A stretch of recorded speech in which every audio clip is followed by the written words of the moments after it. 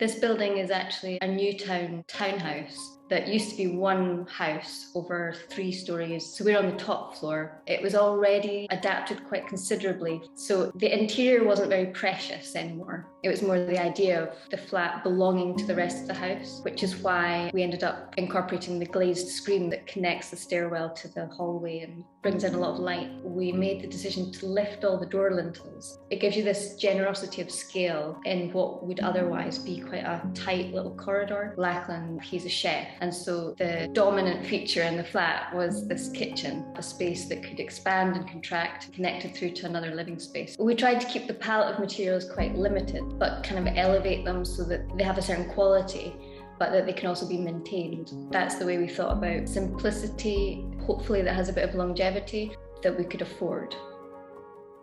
We were looking for a property to purchase and use as a rental property, and then found this block in Leith that was built in 1975 that had a flat that was in quite a poor condition. We saw the sort of possibility in it. That we didn't have to be bland, we could be quite bold. You look at the flooring, which is this OSB flooring, it's more durable, it's more effective in terms of its visual impact. And then once that material's then in the building and you have it as a part of your palette, then it ends up on the wall and it helps us making it a really punchy kind of visual as well. We're both quite fans of angles, and also all the rooms kind of interconnect. It divides the space, I think, really well. The bits that are stained black get the most amount of traffic, so in terms of thinking long term, we can restain that thing black. We stumbled into finding a 70s kitchen on Facebook, so we thought, why not use it? There's enough people who would value that. Like with some of the cupboards, everything is quite calm and muted, but you open it up and there's something a little bit more interesting going on. But because we were making it, we had that opportunity to have a little bit more fun. We are a vegan fashion retailer. Our sustainability and ethics is at the core of our business. Which led to certain material choices. They're natural materials that will have kind of patina or wear and tear, and we understand their life process. It left us with a lot of opportunity to make quite small but very impactful decisions to keep the original stairs, keep the original fireplace, but just add our touch of identity on top of it. One thing is the locally sourced wood, the metal railings that are coming like with this beautiful sheen on them, so we didn't coat them, just the raw quality of them. Also follows this like natural line around the curvature of the walls, and it goes into another room. Like a continuous line. And the wood, the metalwork, the clay itself, they will age in a certain way that will still just add to the character of the store and the character of the space.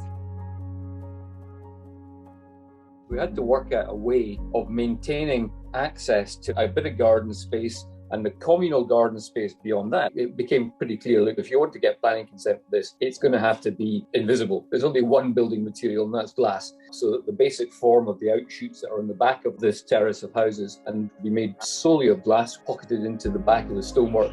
Triple glazed, high specification. You can take down the original stone outshoot, slim the stones down, rebuild it in its exact same dimensions and height, reusing the stonework. The sliding door system along the front is, again, triple glazed, 25mm sight line, so it is absolutely as visually minimal as possible so that it sits and allows the rest of the back elevation of this terrace to speak for itself. In the height of the summer, you can go into it and it's no that hot that it can't be used. And then in the height of the winter, it doesn't become this frozen room that can't be used. So it can be used all year round. And that to me was really important.